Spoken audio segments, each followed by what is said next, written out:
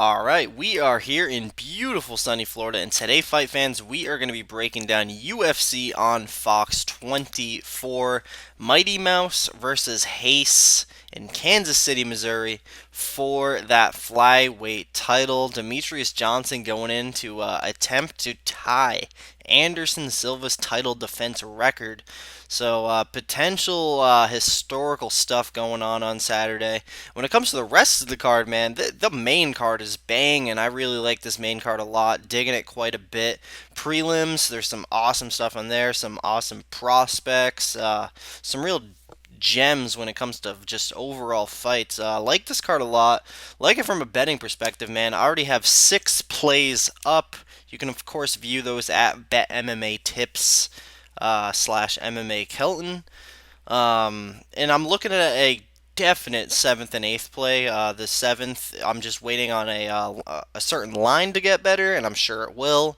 And then the eighth, I'm just waiting on a certain prop to come out. We're going to be talking about both those, of course, when we break down this entire 13 fight card. But of course, talking about last week, UFC 210, I did profit 2.3 units.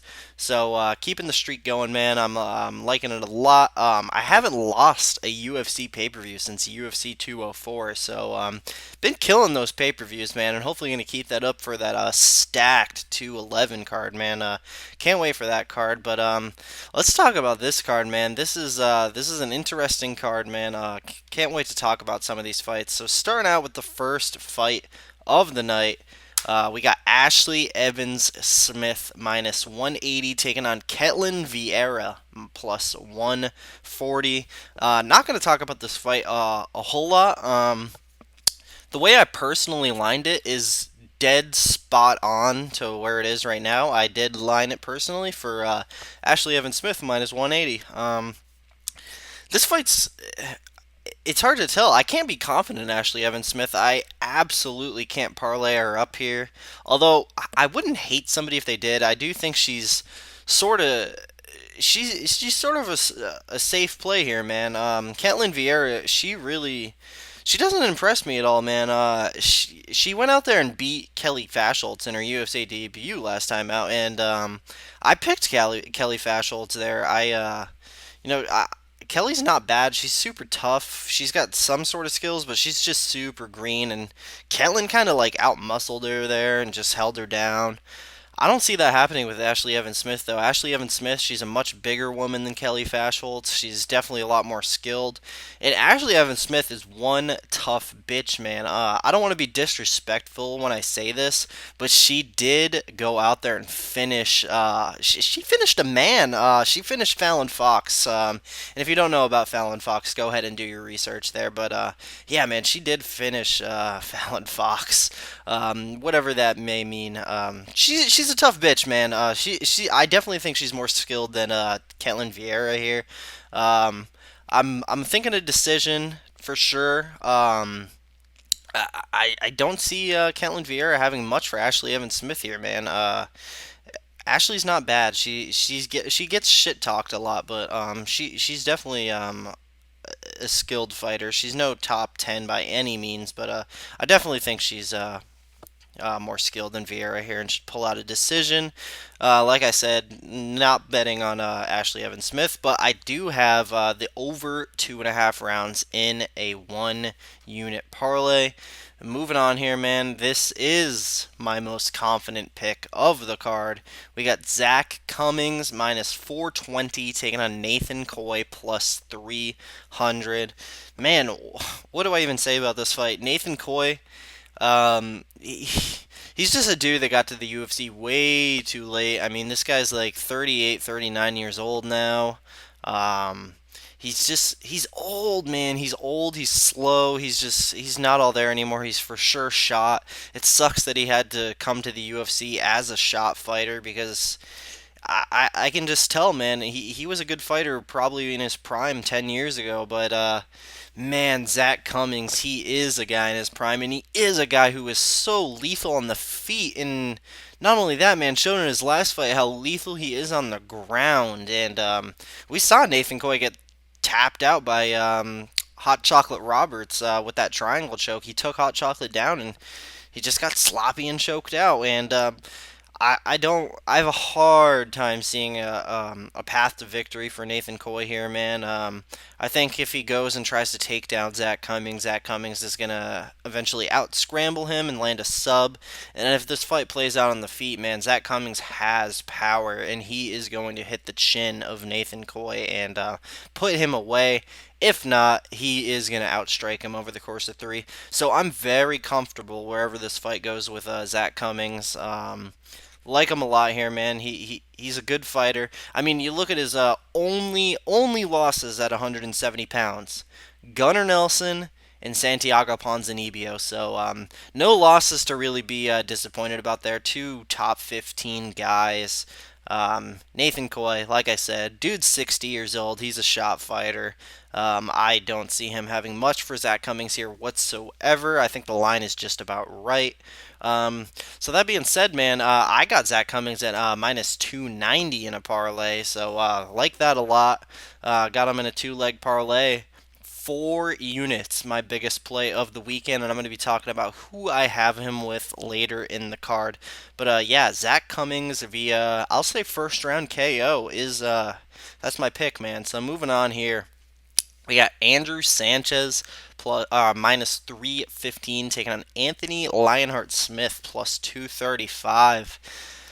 So man, this is I am gonna pick Andrew Sanchez here. I'm pretty confident that he can get this done via wrestling, but I think the line's off, man. The line is for sure off here. It's hype, man. It's really just hype. Andrew Sanchez winning the Ultimate Fighter, hasn't lost a fight since.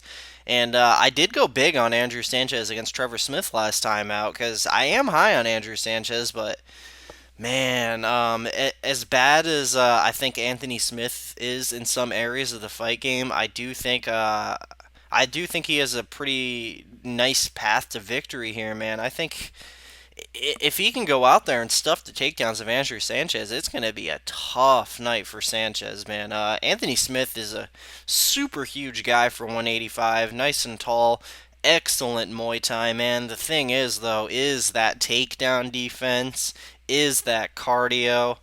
Man, I think the most likely outcome here is Andrew Sanchez going out there and wrestling Anthony Smith over the course of 3 rounds, if not getting a late finish there. But the thing is, Anthony Smith, he's so damn tall. He's improving on that. He's working on that takedown defense, I should say, every day. It's just I can't parlay up Andrew Sanchez here, knowing that if Anthony Smith can stuff those takedowns, he is gonna light Andrew Sanchez up on the feet, in my opinion. Dude can strike. Dude is long. Dude is huge. So this fight is just a huge pass for me, man. Altogether, not even betting any unders or overs here. Although I am interested to see what the doesn't go the distance will be. That'll be interesting. If there's like a huge plus money on that's worth taking a shot on, in my opinion. But all around, probably just a big pass for me on this fight. But my pick is Andrew Sanchez via a 30-27 decision. So moving on here, man, we got Devin Clark minus 145 taking on Jake Collier plus 105. This is, I mean, other than the women's fight that I talked about at the beginning, this is definitely the weakest fight on the card, man. I don't see a whole lot of potential for either guy here. I think the line is just about right. Thing is, if this fight plays out on the feet, I'm thinking it's a very close 3 round striking match, split decision type fight like Devin Clark or um, was that a split decision that Devin Clark had with Stansberry? I can't even remember. I remember that fight being close, but I could be wrong. But yeah, I see this being a 3 round close striking match if they do strike. But Jake Collier definitely has the more finishing ability, and Devin Clark is a bit chinny. But the thing is, I think Devin Clark does have more than one way to win here, other than Collier. I think Devin Clark can go out there and wrestle Jake Collier. Wouldn't be shocked if that happened. That is why I agree that he is the very slight favorite here, although Collier definitely does have the more finish potential. But we've seen Jake Collier get knocked out in the UFC too, man. I wouldn't be completely shocked if Devin Clark went out there and landed a big one on Collier. So, just a weird fight, man. I would highly recommend staying away from this fight altogether. Um, Man, I'm having a tough time picking this fight, but I'm gonna go with Devin Clark. I'm gonna go with Devin Clark via a 30-20 or 29-28 decision. Yeah, Devin Clark 29-28 decision. I think he can win a close striking match or even out wrestle Jake Collier. But if you're gonna bet Jake Collier, I would just go with the TKO slash KO prop. Devin Clark, like I said, he is chinny, and Jake Collier, he can knock motherfuckers out. So yeah, man, Clark is the pick. But if you're gonna bet on this fight, Collier TKO. Prop would probably be the bet to make. So moving on here, man, we got Aljamain Sterling minus 245 taking on Augusto Tanquino Mendes plus 175. So I like Aljamain here a lot, man. If you've been watching my videos for a little while, you know that I did have a max bet, my 5 unit bet on Rafael Sunsao against Aljamain Sterling. I thought Sterling was just gonna have nothing for Sunsao, man. Sunsao is a fighter I think very highly of, and Sunsao did win that fight, but it was super close, man. A lot of people thought Sterling won. I'm pretty sure Sunsao won that fight, man. I gave it to him. I thought he won 2 rounds clearly, although they were close rounds, but they were clear rounds for a Sunsao. But I saw big improvements from Aljamain Sterling there, in my opinion. I saw improvements on the hands. He lets himself go a little bit more. He just looks better on the feet, man. Because in that Brian Caraway fight, all he was really doing on the feet was throwing a bunch of fancy kicks. But against Asunzao, he was letting his hands go more. His hands didn't look bad. They looked good. Nothing special, but they looked good. And against Augusto Mendes, who is not a striker, man, I think that is absolutely way more than enough to be able to outstrike Augusto Mendes. Although I will say, Augusto Mendes, his hands did also look improved in his last fight against Frankie Saenz as well, but that's an old Frankie Saenz, man. Frankie Saenz is like 36, 37, super old guy for such a low weight class, 135. You can't be that old in those lower weight classes because speed really is the most important thing. And Aljamain Sterling is the faster, more athletic guy here. So I'm thinking the grappling cancels each other out here. I'm thinking most of this fight does play out on the feet, and Aljamain Sterling is going to go out there and outstrike Mendes pretty soundly.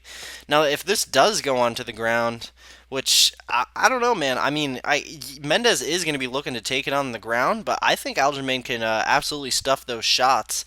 If anything, I can see Aljamain Sterling.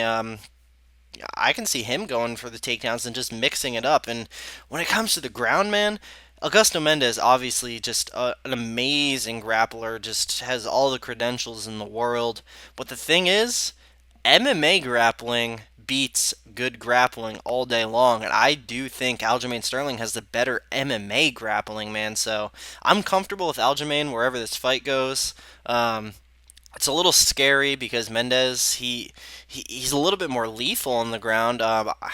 It hurts me to say, but I could see him just pulling something crazy out just based on how freaking sneaky he is. And Aljamain, he could be a little cocky on the ground, man, because he has landed all kinds of crazy submissions on the Johnny Eduardo's and Takeya Mizugaki's of the world.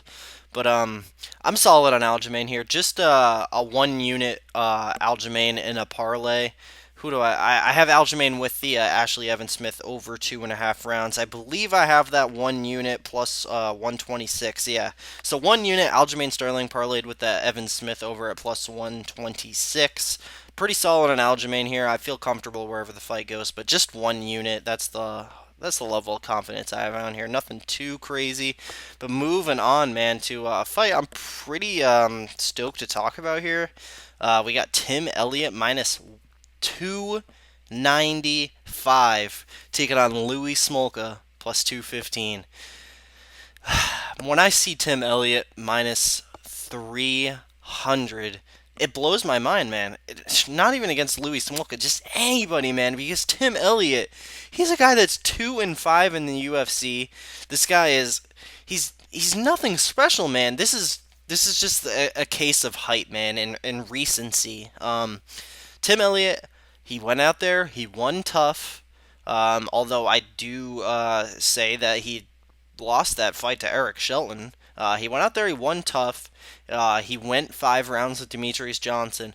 But the thing is, man, like I said, on tough, he wasn't out there being a world beater and just destroying everybody. He was having close fights with the Eric Sheltons of the world, and then against Demetrius Johnson, yeah, he went 5 rounds, and everyone was expecting him to get smoked. So when he goes 5 rounds and has a total of 30 seconds of success in that fight, people are going to be all over his nuts like they are here.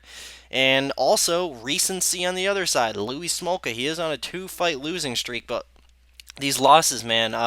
He got caught in one of the nastiest submissions I have ever seen against Brandon Moreno. Something that, in my opinion, is like a 1 in 50 chance of happening. I absolutely would take Louis Smolka in a rematch over Brandon Moreno. Then in his last fight, he loses to Ray Borg. Ray Borg is a top 5 flyweight, man, and Louis Smolka hung in there, and he showed toughness, man. He showed a lot of stuff I like. The thing is, if this fight, Louis Smolka versus Tim Elliott, were to happen pre Brandon Moreno fight, Louis Smolka would be the minus 300 favorite here, man. This is just crazy to me. But the thing is, I'm not super confident in Louis Smolka. The way I personally lined the fight was around Pick'em. I do ever so slightly favor Louis Smolka. I personally lined him around minus 130. So when I see plus 215, even when I saw plus 160, I was like, what is this, man? Louis Smolka is just the younger guy with a higher upside. Tim Elliott, man, he was saying he's going to go to 135 after the DJ fight because the weight cut was so bad on him, and here he is once again at 125, man. It's going to be tough for him in there, man. The thing is, Tim Elliott, I think Louis Smolka, if this fight stays standing, Louis Smolka, he uses that karate that he has with those awesome kicks, and he outstrikes Tim Elliott over the course of 3 rounds. But that's probably not going to be the way this fight goes. The way this fight goes is Tim Elliott is probably going to be looking for those takedowns. Louis Smolka is probably going to be looking for those takedowns. But the thing is, Tim Elliott, he's probably like the stronger guy, and he can probably try to hold down Louis Smolka here, but people forget what a great scrambler Louis Smolka is. He didn't have the most success against Ray Borg, but this is Ray Borg, a top 5 guy. Tim Elliott is a guy who's 2-5 in the UFC. He loses fights, man. He loses fights on the feet. He loses fights on the ground. And I don't see much of a difference here, man. I think Louis Smolka is still a guy with potential. There are concerns about his mental state, but man, I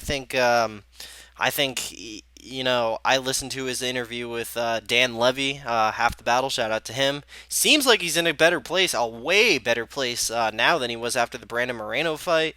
Um, I just see him being able to outstrike Tim Elliott if it stays on the feet. And if it goes onto the ground, Louis Smolka is going to be the one. He's going to be the one reversing position and winning those scrambles because that's what he does, man. A win over Ben 10 is just nothing to just push aside. Ben Nguyen is a very good fighter, and who is Tim Elliott's best win, man?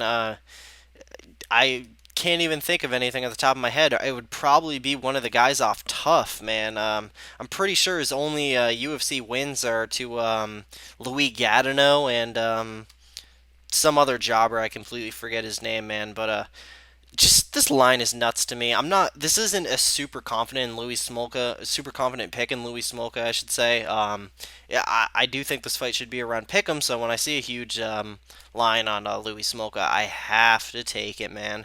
So I did put 1 unit on Louis Smolka plus 160, and then the line got even friggin' nuttier, man. So I put another half unit on Smolka at plus 210.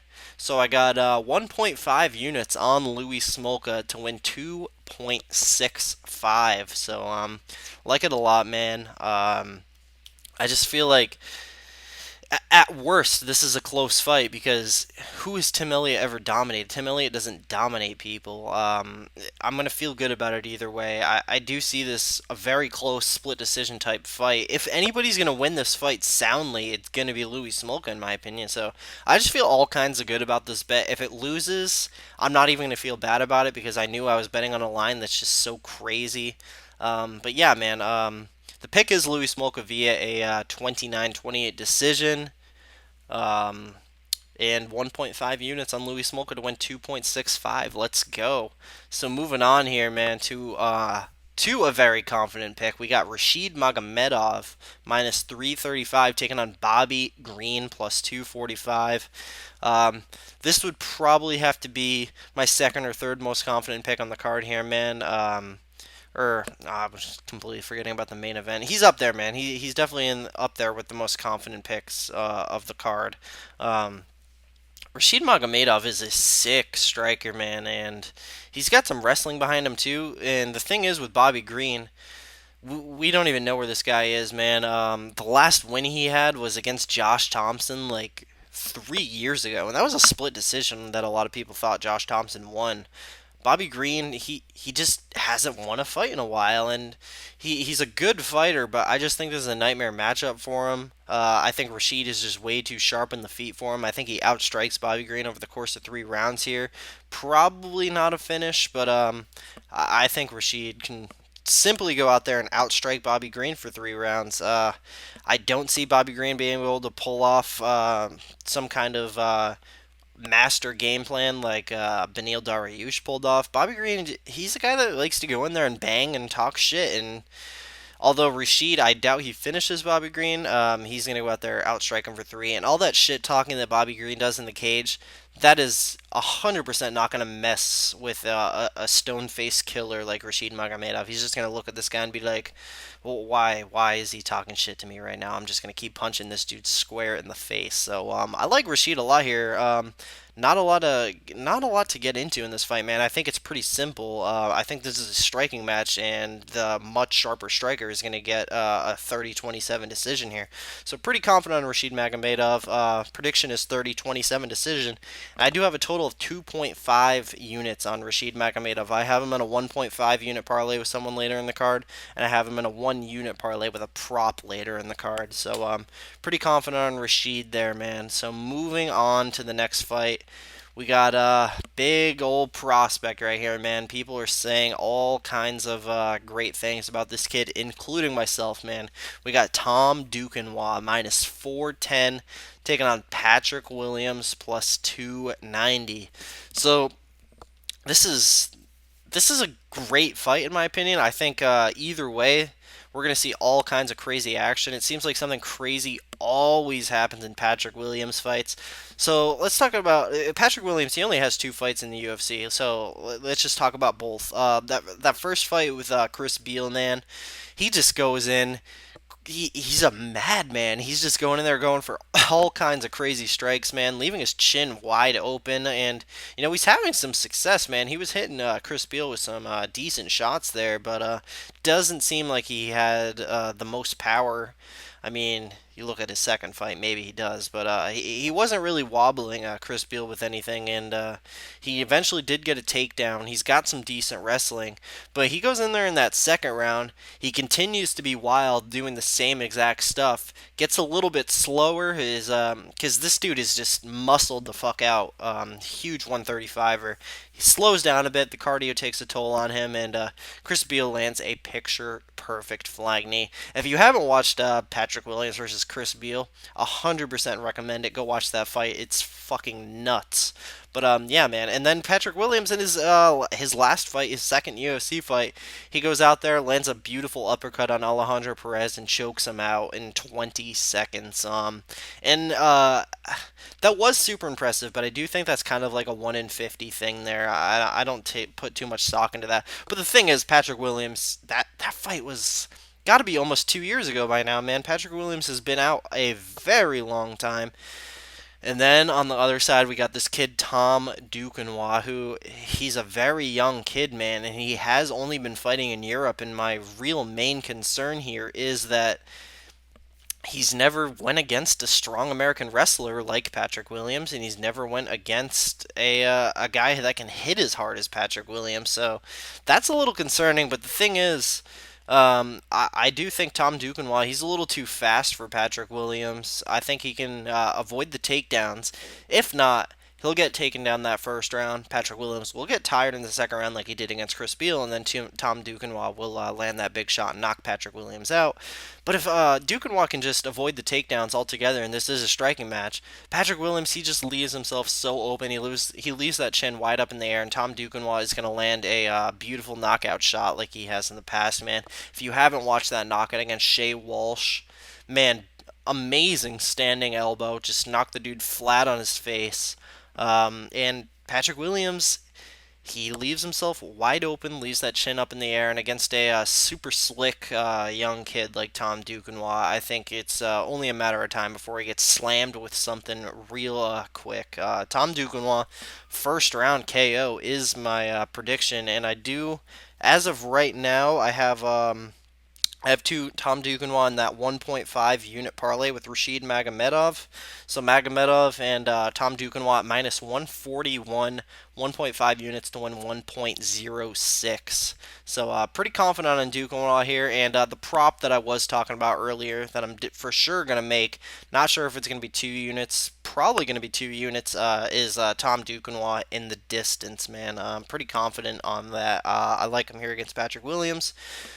But moving on here, man, to the main event of the prelims, we got Alexander Volkov minus 145 taking on Roy Nelson plus 105. Man, Volkov is he's decent, man. He's decent on the feet. I can absolutely see him outstriking Roy Nelson here because Roy Nelson has just not looked great at all lately. He hasn't knocked any. He knocked out Bigfoot, but besides Bigfoot, who has one of the worst chins in the world, he really hasn't knocked out anybody else in a very long time. Alexander Volkov is a young kid whose chin hasn't been punished as much as a Bigfoot, so I have a hard time seeing Volkov get knocked out here. But the thing is, Volkov does have very suspect takedown defense. He's been taken down by a lot of guys in the past, and Roy Nelson does have some decent wrestling. He has a lot of success taking down a lot better guys than Alexander Volkov. So just with Roy Nelson having that big power and having that wrestling advantage, I do think he has more ways to win here, so I do slightly favor him, but definitely not going to be taking the shot on Roy Nelson. However, I do have the over 1.5 rounds in a parlay, man. I do have that over 1.5 rounds. I believe parlayed with Magomedov in that 1 unit parlay, if I'm right. Yeah, Magomedov parlayed with the Volkov Nelson over 1.5 rounds. 1 unit at plus 106, man. So not much to talk about in this fight, man. I think it's either going to be Alexander Volkov outstriking a shot Roy Nelson for 3 rounds, or Roy Nelson landing a big shot.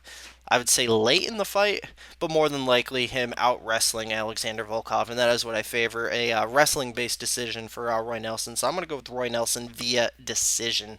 So moving on to the main card here, man. First fight of the main card. Super pumped to talk about this one. We got Jeremy Stephens versus Renato Moicano. Stephens minus 245, Moicano plus 175. So here's the line I'm waiting on to get better, man, is Renato Moicano. I do favor the young Brazilian here against Jeremy Stephens, man. Jeremy Stephens, all the respect in the world to him, man. He made his debut at UFC 71 against Dean Thomas. The dude's been around forever. He has some of the best knockout power in UFC history. But the thing is, man, he's coming in here against a young, very talented fighter here. Basically on the feet, Moicano, he's very slick on the feet, man. He's super active. The thing is, if this fight plays out on the feet, I think it's knockout or bust for Jeremy Stephens. He's going to get out volumed severely. He's going to get hit over and over. I absolutely have a hard time seeing Moicano knock out Stephens, but he's going to out-volume the guy for 3 rounds. And Jeremy Stephens, he's just going to be winging that bomb. But the thing is, I mean, who's the last guy Jeremy Stephens has knocked out? I mean, I feel like it's been forever since Jeremy Stephens has knocked somebody out. I could be wrong. I think it was Bermudez like a couple years ago. Yeah, it was Bermuda's a couple years ago. All right, he couldn't even knock out Henan Brown, man. So I do think this is a regressing Jeremy Stevens, in my opinion, and he's coming in here against a an improving 27-year-old in his prime, undefeated kid.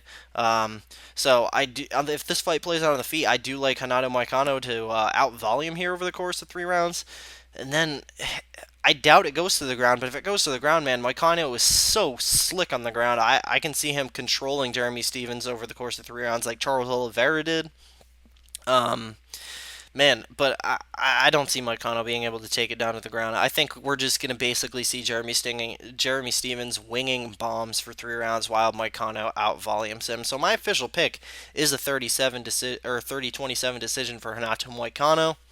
And like I said, man, I'm for sure 100% going to have a bet on Moicano. I'm just waiting for the line to get better. So Moicano for the win. And moving on here, man, we do have a very interesting one. We got Ronaldo Jacare Souza minus 230 taking on Robert the Reaper Whittaker plus 190 here, man. So I like Robert Whittaker here, man. I do like the dog once again. I just feel like Jacare Souza, he's slowing down. The dude's getting older. If this fight is gonna start out on the feet, man. And Robert Whittaker is just levels above Jacare with the striking. He's much better, much faster. And a lot of people will talk about how he's a small 185 pounder, but I like that, man, because not only does he have that great striking, but he's so much quicker than these other guys, and he's got a very big speed advantage over a much older, bigger Jacare Souza. And the thing is, Jacare Souza, he's been hurt a lot lately, man. So a guy with big finishing ability like Robert Whittaker, he can absolutely put Jacare away. I just can't stress enough how much I like Robert Whittaker here when it comes to the striking. And then obviously when it comes to the ground, man, it's that side is not even close on the opposite side, man. Jacare Souza, obviously one of the best grapplers in MMA history. But the thing is, if he can get it to the ground and have Whittaker and grapple Whittaker, I think Whittaker can survive a sub. He's for sure going to get dominated, but I think he can survive a sub and just keep his wits about him and start off in that next round, man, and knock Jacare out in the beginning of the second round, man. So I like Robert Whittaker here a lot via an early KO, first or second round. Um, I got 2 units on Robert Whittaker at plus 195. So, yeah, man, 2 units to win 3.9. I do like the Reaper here quite a bit. Now, moving on to the co-main event, we got Rose Namajunas minus 135 taking on Michelle Waterson plus 115.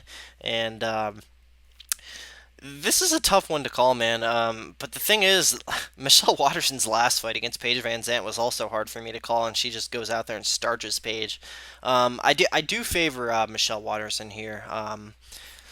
Thing is, I don't think I can quite take the shot at this price. Rose Namajunas, she is the bigger fighter here, and if this fight plays out in the feet, Rose does have that reach advantage. I think she can probably. The thing is, if this plays out on the feet, I think Michelle is the more talented striker. Rose is just the longer fighter. She can use her length on Michelle. So if this plays out on the feet, I think they both have their upsides, and this is a super close split decision type fight if it does play out on the feet.